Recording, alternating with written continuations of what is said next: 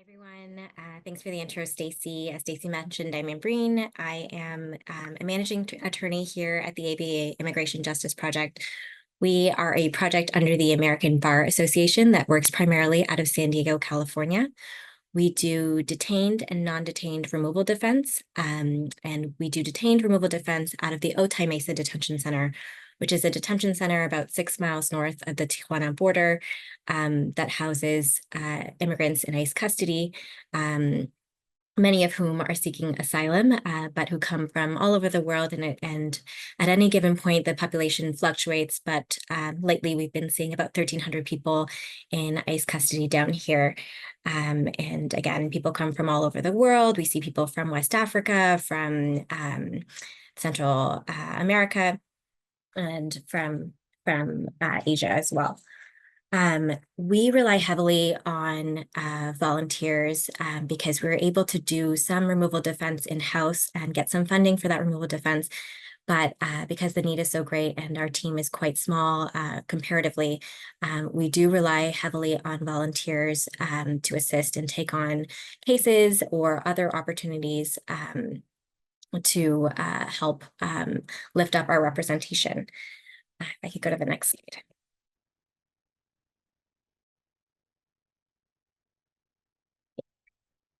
So this presentation is designed to give you an overview over some actionable insights and strategies where we have been successful in utilizing technology to address some of the recruitment challenges that we faced and to increase our volunteer base, whether they be attorneys or interpreters or other types of volunteers like mental health professionals.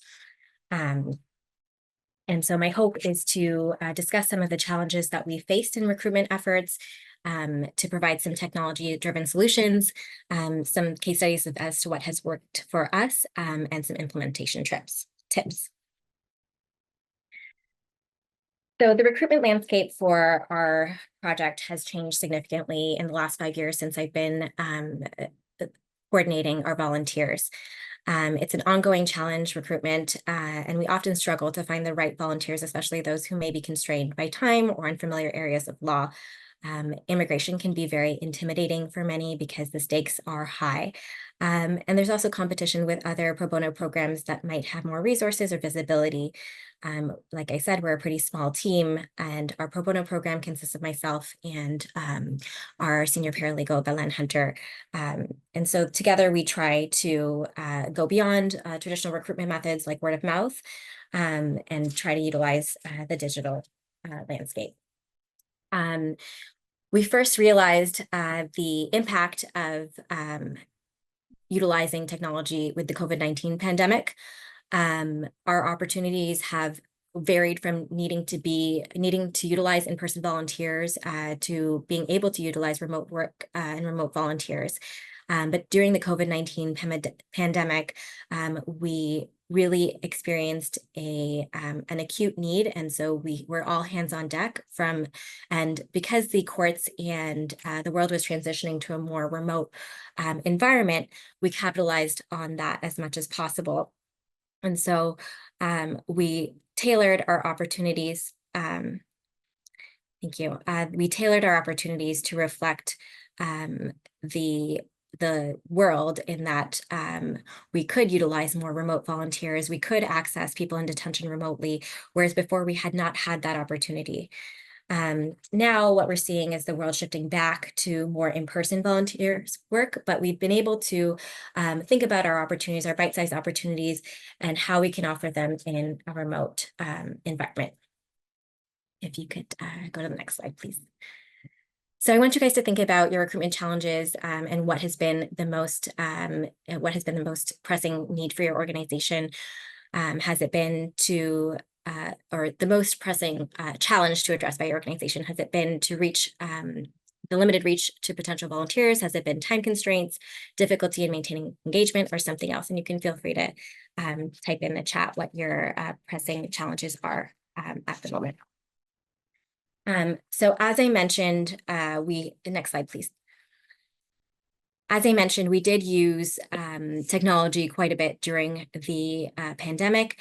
we were seeing a very acute need for people to get out of detention. They were getting sick, and our detention facility, there was there was a COVID surge in our region and also at our detention center, resulting in somebody passing away who was detained and who wouldn't otherwise have, been exposed to the virus had they not been in detention.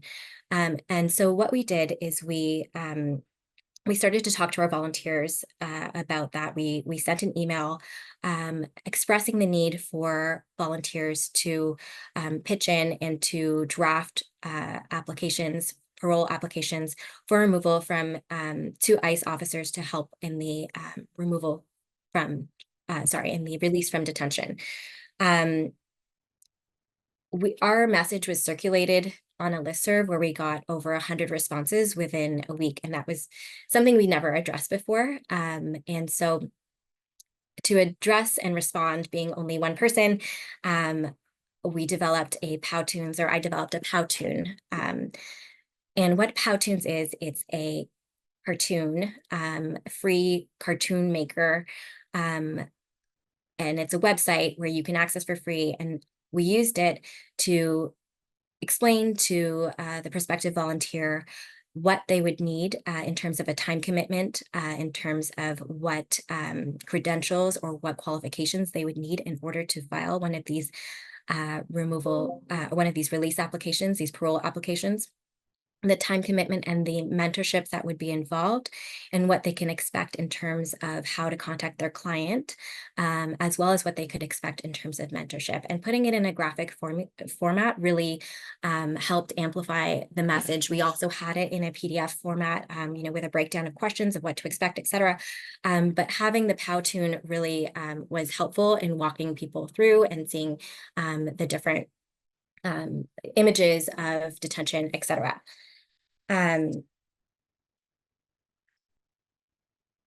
So in putting together this opportunity and explaining this opportunity, we considered the audience, our audience, which was letting people who had never been exposed to immigration work, immigration detention, before, what it looked like. The medium that we were not able to present this information live, but we wanted to make sure that they captured, and in order to anticipate whatever questions they would have, we wanted to make it as punchy and quick as possible. And the fact that what our goal was, which was to get them to commit a very discrete number of hours during an acute period. And that was very successful. We go to the next slide. So I think we're all aware of social media as a tool for recruitment. We use Facebook quite a bit. We also use Instagram.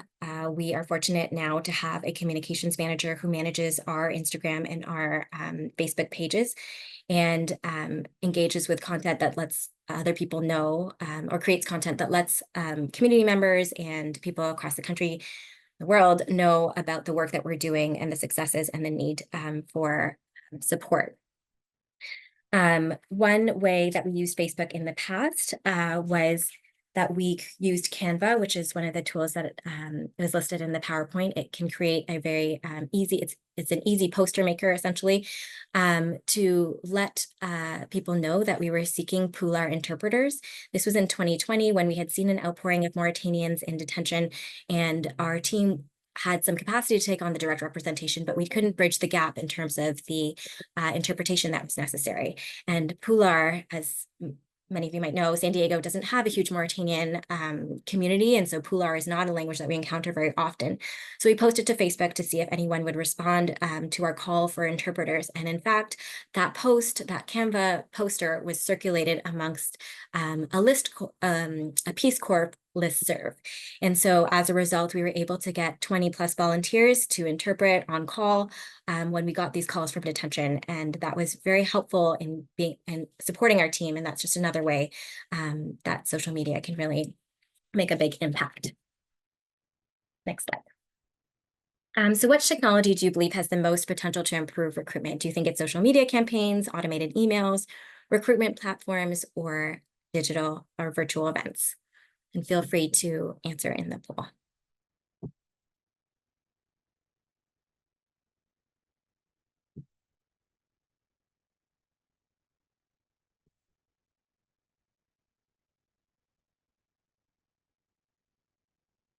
Great. Thank you for your answers. I mean, from our perspective, we try to use every tool that we have in the kit, but we have found that social media campaigns to be very effective in ways that we didn't imagine.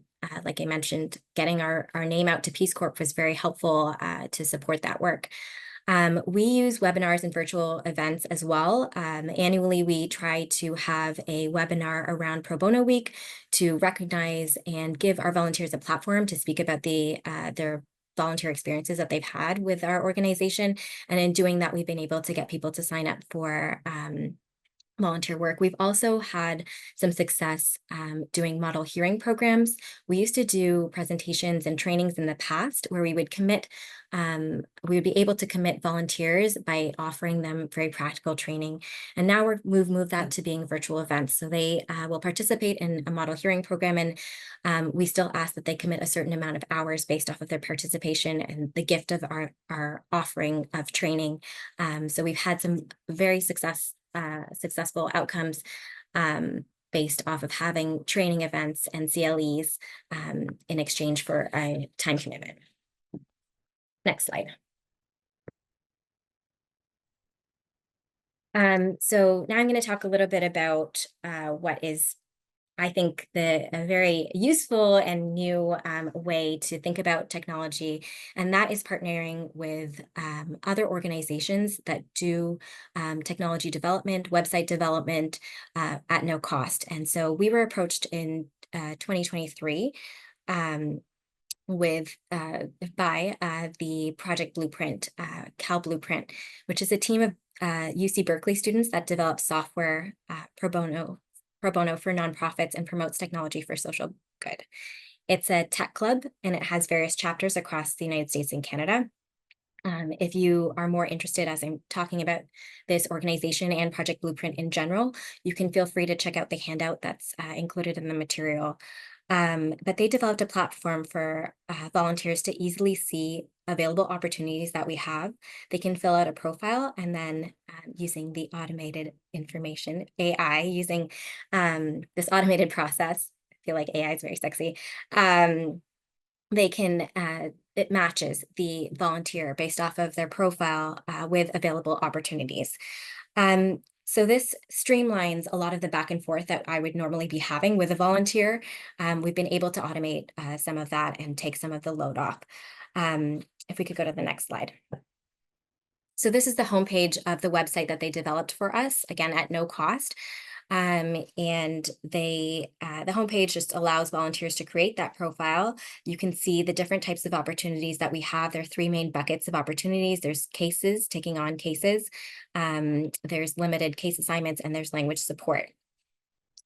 The volunteer would have to, sorry, can we go back? The volunteer would have to input their biographical information, including the languages spoken, whether they are registered with the Executive Office of Immigration Review, and something about their time availability. And then they'd be able to see what cases are available to us. So it's a well-designed platform that allows us to engage with different types of volunteers and kind of go through, kind of automate what would be normally an onboarding phone call or process. And we'd be able to gather that information, and it saves, we're in a world where people don't necessarily want to pick up the phone unless they are already committed to volunteering. This helps them understand what's out there and helps us gather the information that we need to go forward. The other thing that was useful about working with Cal Berkeley was working with students who are not familiar with immigration, not familiar with the law, not familiar with legal jargon. And so we were able to make a website that was very user-friendly from the perspective of somebody who, doesn't have that experience. We're not using acronyms and abbreviations that are so common in immigration and putting them on a website expecting somebody to understand, or at least we're trying not to. And in gathering the information as to whether or not somebody is registered with the Executive Office of Immigration Review as well, they can see whether they are a good fit for a case.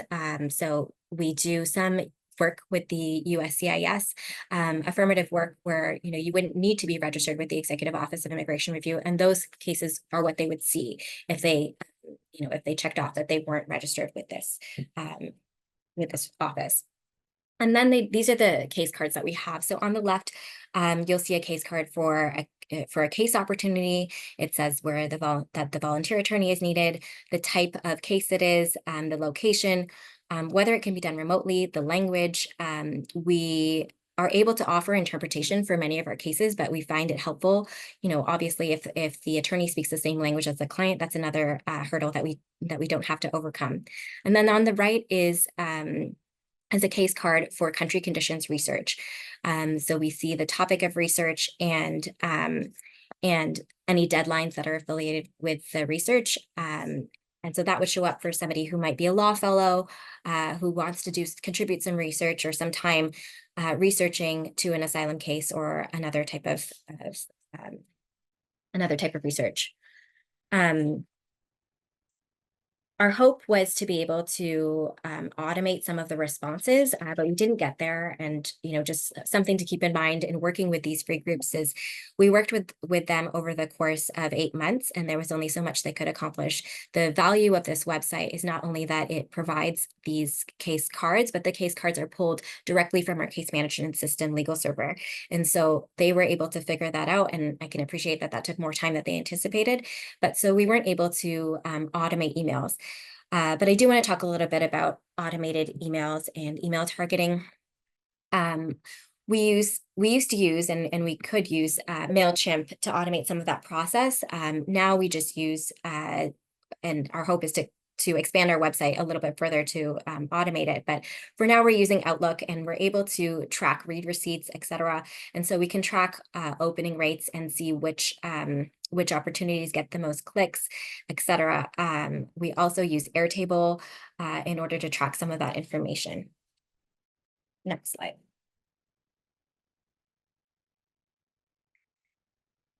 So I'll speak very briefly on best practices for how we use technology. So with the Cal Blueprint example, we identified that we needed to communicate our volunteer opportunities more effectively. We needed to put them in plain language and do it in a way that would be quickly and not as big of a lift from our small pro bono team. And we knew that a lot of the attorneys that that take on this work, a lot of the law fellows and law students that take on this work and help our organization are not people who are familiar with immigration. And in fact, I think it's very rare that we have a volunteer attorney who does immigration full-time and is able to contribute to our organization. We have a lot of transactional attorneys that do this work. So we identified that our attorneys and our target law fellows, et cetera, did not have this background. And so we wanted to make sure our website was really user-friendly and understandable and presented the information for them to get what they needed out of it without us having to go back and forth and explain too much. We have been able to maintain the website and consistent communication with potential volunteers because of this automation. We can ping them to tell them to go back to the website, and the website also pings them if there's a new available opportunity for them to check out. And then we've used, or our hope is to use more data-driven strategies to optimize our recruitment efforts. So we know that Legal Server has the capacity to track outcomes. We've used Airtable in the past just because it has been very user-friendly. And so we do try to track the amount of responses that we get, whether it's on a listserv call out or on a case card. At least on our website as it's been developed now, we can see how many volunteers have responded to a particular volunteer opportunity. Next slide. So my hope is that you consider these implementation strategies when you are implementing a new technology. So like I said, we assessed our current recruitment challenges, and we selected the most suitable technology for our challenges, which was to create this portal. We then developed a detailed plan. It was really helpful to work with the Cal Berkeley students to keep us on track and hold us accountable to this very finite timeline that they were working on, which was that 8-month period that they were in the 2 semesters. And then we were training our staff to use this tool. It's an ongoing, technology is intimidating often, and even with this new website, the back end can be a little bit intimidating. So we're grateful for the Cal Berkeley students that have developed a guide for us to follow. And they're also available to us to answer questions by email, etc. They're an extremely committed group of volunteer students. And our hope is, as a next step, to monitor our progress and adapt our strategies as we need to. Next slide. Well, that was it for my presentation. Thank you to all of you who participated and tuned in. Feel free to ask any questions.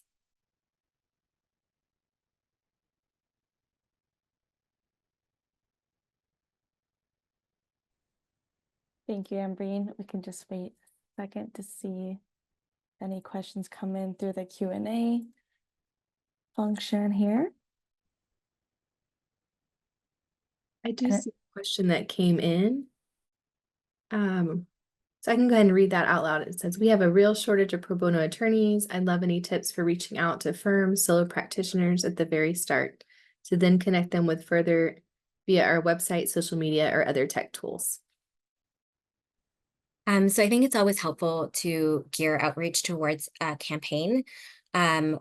We try to have pushes during October's pro bono week, and so it's a good time to reach out, even if it's a cold reach out to a firm.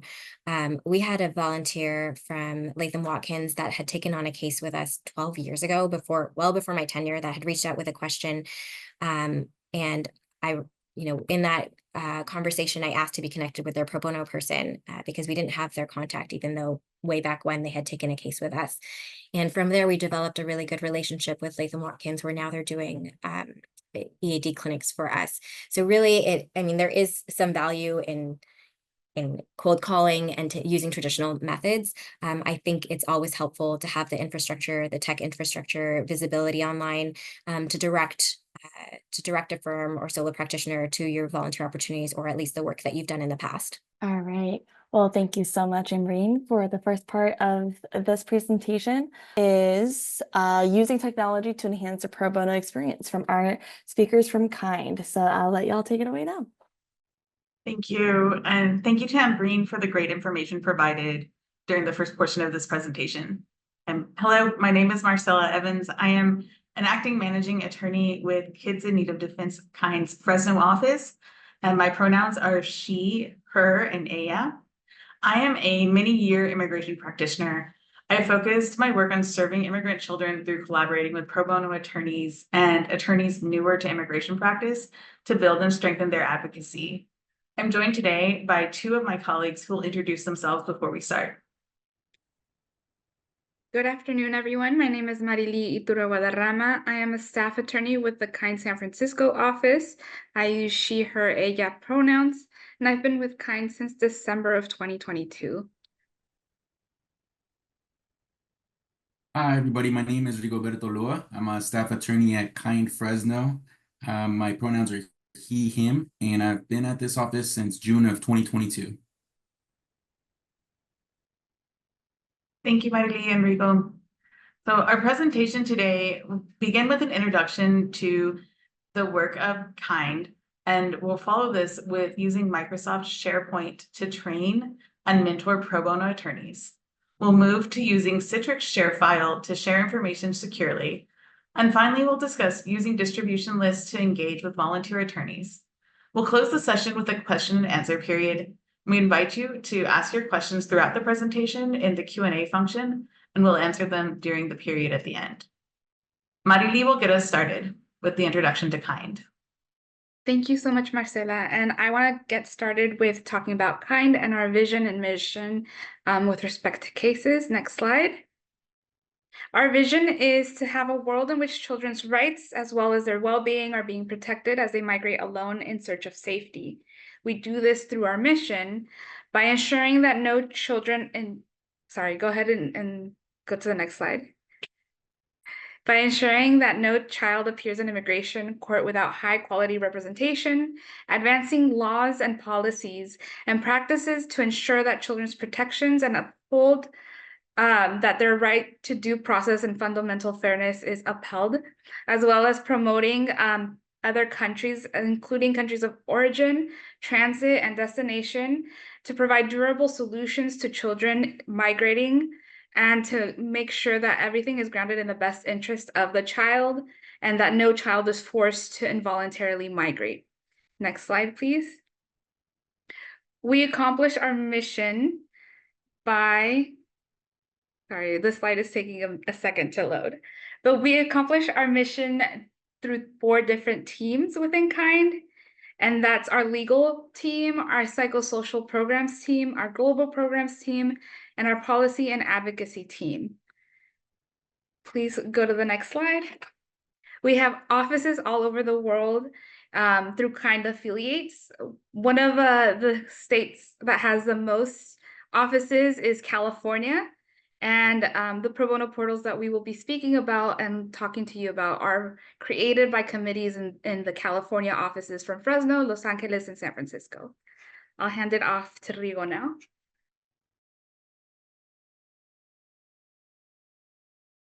Thank you, Marily. Now that you know a little bit about KIND, I will explain a little bit about Microsoft SharePoint. So you might be asking yourself, what is Microsoft SharePoint? Microsoft SharePoint is a web-based intranet used to streamline data management. With this tech tool, you can create a private website for pro bono attorneys. Going forward, we're going to refer to these spaces as the pro bono portal. So how does KIND utilize the pro bono portals and how are they useful? Well, KIND utilizes the pro bono portals to create private spaces for pro bono attorneys to go for resources, information, and trainings. What's nice is that these resources are available 24/7. A lot of our pro bono attorneys do have very packed schedules, so it's very flexible for them to be able to access these resources throughout the day. And the space is controlled by KIND, so we are able to control who has access to this website, to these websites that we create, and who doesn't. Next slide, please. So using Microsoft SharePoint, KIND created these pro bono portals based on regional needs. We have pro bono portals in many of our other offices. For example, the portal that we use is catered specifically for the Fresno and San Francisco offices. These pro bono portals are updated by a committee of KIND practitioners in the region based on local needs. What's nice is that these committees review the content in the portal and make necessary updates. The immigration field is ever-changing, so it's great to have practicing attorneys who are working on cases look at these resources and update them and figure out whether they're still useful or not. Another good thing is our committees often rotate so as to allow different sets of eyes on different materials. This gives you different perspectives on how these documents can be made more useful and whether they're still relevant or not. These committees create templates, checklists, and other resources that you can find all in the pro bono portal. Pro bono portals strengthen the retention. Pro bono portals strengthen the retention of our pro bono attorneys because they have access to numerous resources and trainings whereby the pro bono attorneys feel more comfortable when working on their cases and are encouraged to take on more cases. It also encourages pro bono attorneys to independently seek out information and increases the efficiency of mentoring pro bono attorneys. It encourages uniformity in the materials that we provide our mentees, and makes it easier for staff to mentor the attorneys with a one-stop shop for resources. The last great thing about the pro bono portal is that pro bono attorneys have access to the background information so that they can review things before they even meet with their mentor, which makes meetings way more productive since they will already have questions of things that they've previously reviewed. Next slide, please. Some of the resources included on the pro bono portal are recorded trainings. We often have trainings, 2 trainings per month on different topics, and so those are saved onto the portal. We also have samples. We have template letters to clients or to other stakeholders.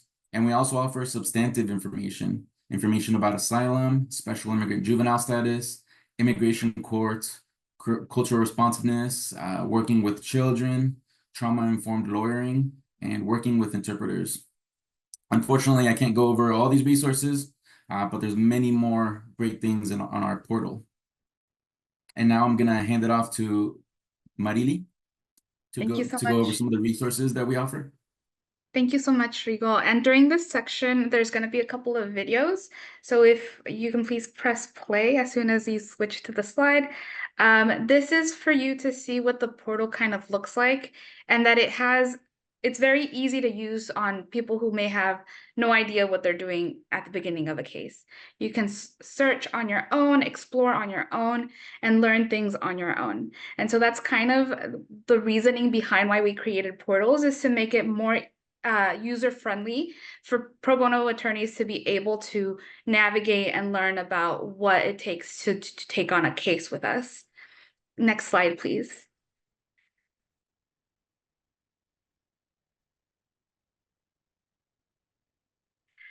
Throughout this section, I also have quotes from an attorney who actually doesn't practice law during her day-to-day job.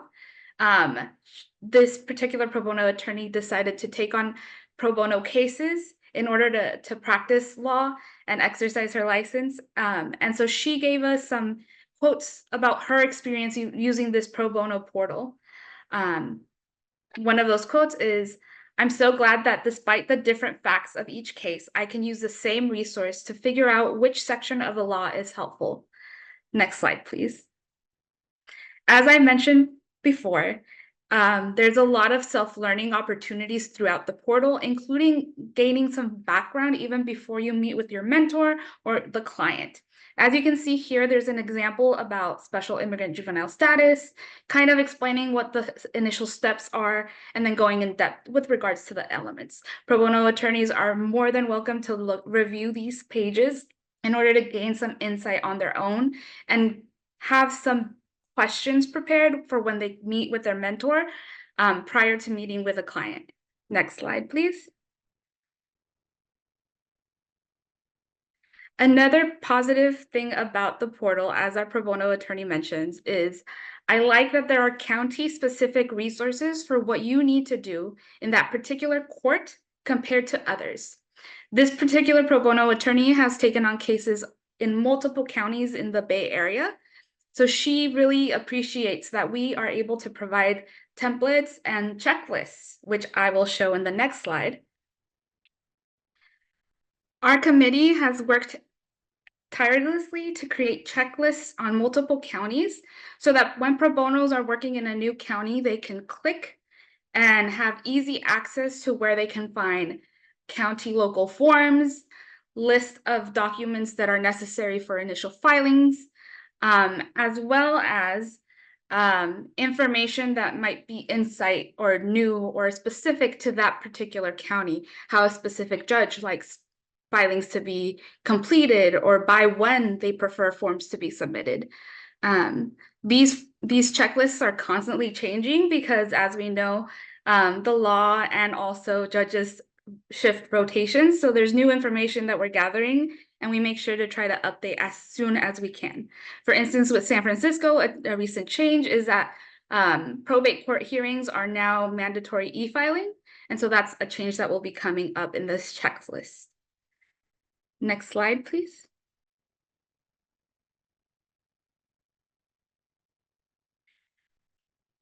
Another quote that we have from our pro bono attorney is, "I had zero experience in immigration court. It made me feel a lot less nervous just to see the resources and example filings for everything, just to know what tools I had to work with in case of XYZ outcome."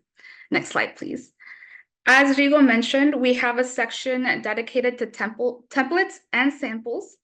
In this particular tab, we have samples for EOIR proceedings. We have examples for translations, template translations. We have also exemplars that are specific to guardianship filings or family court filings that are more general, but give an idea to pro bono attorneys of what they should be gathering or what information they're going to need to collect in order to initiate the case, as well as what to do with service and notice. For instance, the example I'm pulling up here is a form that we would send a family member back home maybe to complete service, with annotations as to what needs to be included in Spanish, which makes it a lot easier for pro bono attorneys to be able to copy or send out to the family member that might be helping us in home country to complete the proof of service. Next slide, please.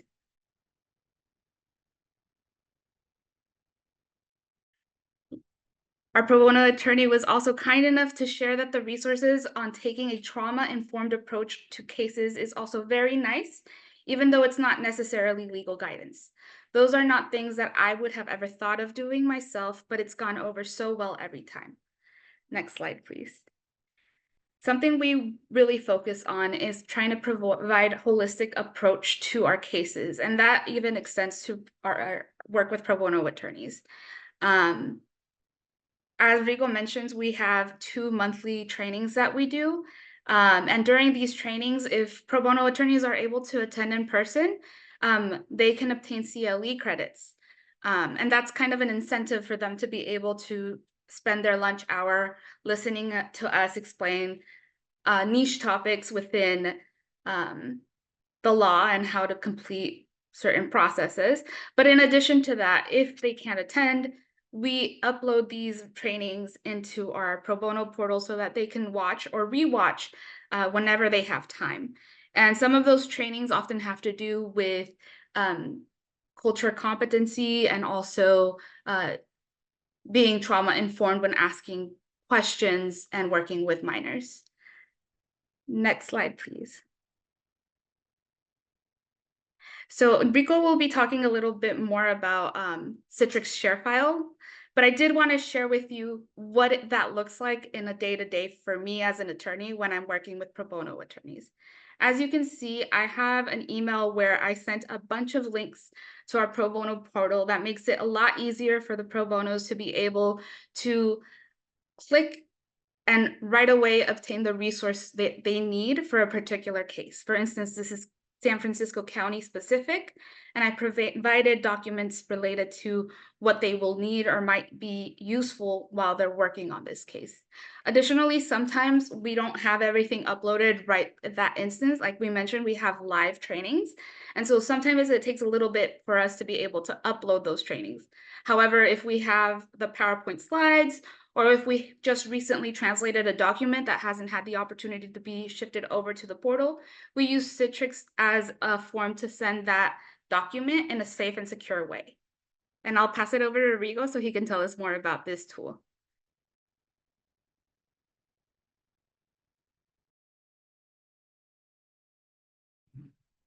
Thank you, Marily. Now we'll explain how we use Citrix ShareFile. Citrix ShareFile is separate from the pro bono portal, and we use it in tandem sometimes, as Marily explained. So Citrix ShareFile is a secure file sharing and storage tool that helps organizations collaborate and share content. Note there's several other platforms that perform similar tasks. We just happen to use Citrix ShareFile. We're going to refer to this tool as cloud sharing technology, just as a more generic nomer. And so how does cloud sharing technology help Kind collaborate with pro bono attorneys? Cloud sharing technology allows you to give full or limited access to specific folders or documents. It also allows the sender to create a link with additional options, such as what kind of access will the user have, who can access, when does the access expire, do you want them to have the link to the latest file?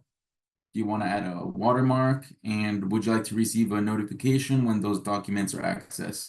All these are great little options to allow you to better communicate these documents and make sure you're also protecting the confidentiality of the documents you're sending. Next slide, please. Another useful feature is the ability to create links with the file or document you're sending.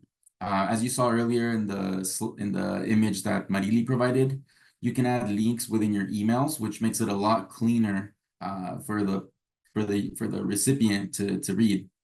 When responding to the pro bono attorney, you can respond with guidance and links, sharing information and documents in a secure, efficient manner. Those links can be easily embedded into an email for quick access. And as I mentioned earlier, the links allow for clarity. They allow the mentor to provide the most relevant information in the email with access to more information through links. You can also edit these links with the options that I mentioned above. So now that you know how we utilize cloud sharing technology, I will pass it on to Marcela to explain how we use distribution lists to engage with pro bono attorneys. Thank you, Rigo. So we can move on to the next slide. We have been talking during this presentation about how technology facilitates and strengthens the relationship with pro bono attorneys during their work on a case.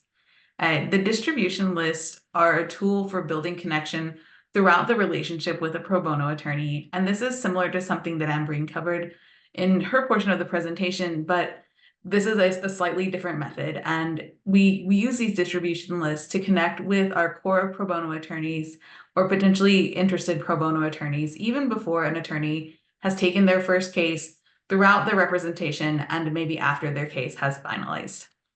This lays a forward-looking groundwork for continued and repeat engagement with the organization. Kind uses a case management and contact management software, Legal Server, and we enroll pro bono attorneys in geographically tailored distribution lists. When a pro bono attorney contact is created in the contact management software, the attorney is enrolled in a distribution list for the Kind office location that matches the pro bono attorney's location. For instance, if an attorney is practicing in San Francisco, they're enrolled in the list for the San Francisco office. Kind is able to edit the pro bono attorney's enrollment at their request. For instance, if the attorney notifies Kind that they have changed office locations or changed firms, we can update the list that they are on, and so the attorney can receive information for an office that is closer to them. Each of the Kind offices receives a template email, and each of the offices then tailors this email before distributing the email to their list members. The tailored information provided ensures pro bono attorneys read case synopses for children in need of legal representation who are located close to the reader. And this is true as well for trainings from local partners and featuring updates to local law and local processes, such as changes to local EOIR practice or state family law affecting SIDG cases. This is something that is also on the pro bono portal, but these email distribution lists are an additional point of access for the pro bono attorneys who may not be actively accessing the portal at that time. Finally, the tailored distribution list can contain spotlights of local practitioners who worked on Kind's cases. These spotlights honor the work of the featured practitioner. They build interest in working with or continuing to work with Kind and help educate potential volunteers through learning about the experience of others. Potential pro bono attorneys may see a feature on a colleague from their firm or someone they know from their local legal circles, and they may choose to take on a case based on seeing someone they know spotlighted. I think, as you can imagine, in these distribution list emails, Kind also includes information on trainings, resources, and news that applies to volunteers who are working with any of Kind's offices. And with that, we'll move to our next slide. So this is the conclusion of our presentation. We're happy to answer questions you may have during this time. And let's see. I'm checking the question and answer session, but I do not see any questions right now. But if you have questions, please unmute yourself.